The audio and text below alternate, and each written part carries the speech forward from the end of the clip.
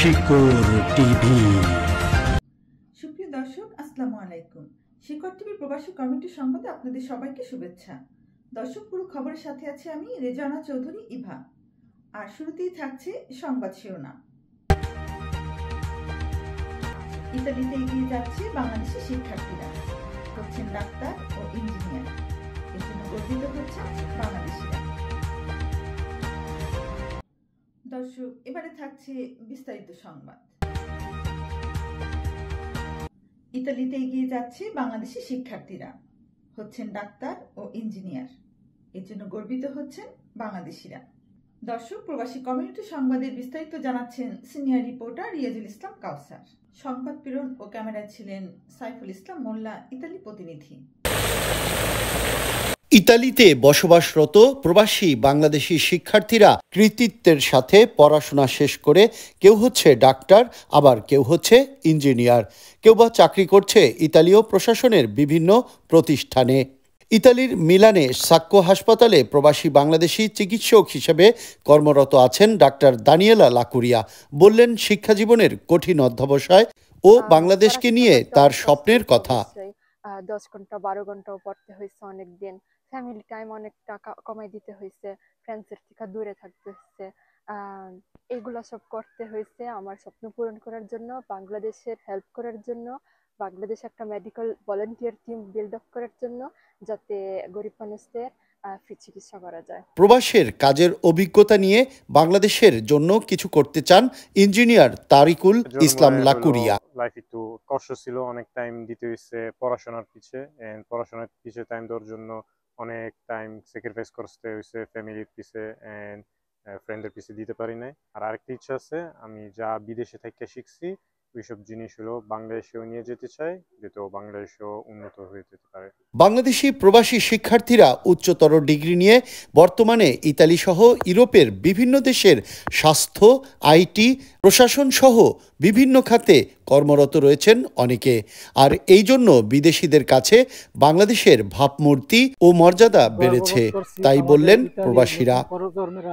এখানে engineer doctor হয়ে আমাদেরকে ভালো ভালো অফিস আদালতে সেবা দিচ্ছে এবং আমাদেরকে আমরা সব সময় তাদের কাছে সেবা নিতে পারছি এবং অদূর ভবিষ্যৎ প্রজন্ম যেন এদেরকে ফলো করে এরা পড়ালেখার প্রতি মনোযোগ দিয়ে পড়ালেখা করে এবং আমাদের এই বাংলাদেশের বাঙালি জাতিকে গর্বিত করবে, এটাই আমার প্রত্যাশা।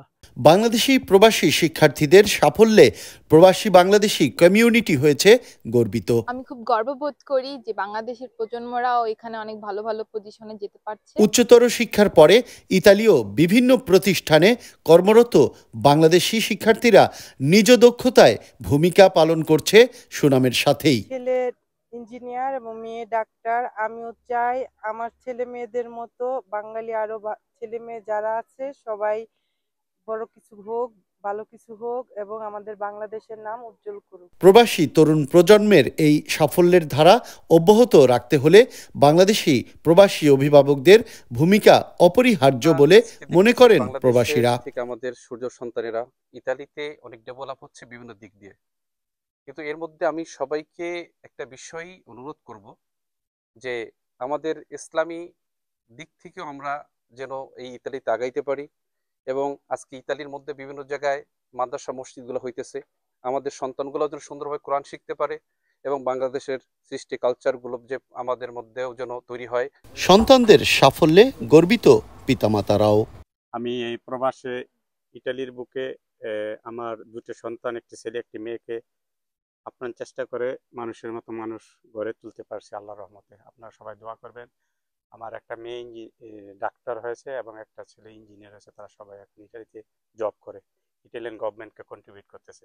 আপনারা সবাই দোয়া করবেন যাতে তারা মানুষের মতো মানুষ হয়ে মানবিকভাবে মানুষের সেবা করতে পারে। আগামীতে ইতালির সরকারি বিভিন্ন প্রতিষ্ঠানে প্রবাসী বাংলাদেশি শিক্ষার্থীরা নিজ শিক্ষাগত যোগ্যতায় সুযোগ করে নিবে কর্মের, এমনটাই আশা সবার। বিদেশিদের সাথে প্রতিযোগিতায় বাংলাদেশি প্রজন্মের শিক্ষার্থীরাও এগিয়ে যাবে আরো অনেক দূর, করবে বাংলাদেশকে গর্বিত, এমনটি প্রত্যাশা সবার। রিয়াজুল ইসলাম কাউসার, সিনাগো, মিলানো, ইতালি।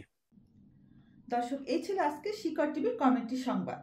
শিকড় টিভি সংবাদ দেখতে ফেসবুক লগ ইন করুন facebook.com/শিকড় টিভি। দর্শক, শিকড় টিভির সাথে থাকুন, বাংলাদেশকে ভালোবাসুন। আমাদের সাথে থাকার জন্য ধন্যবাদ। আল্লাহ হাফেজ।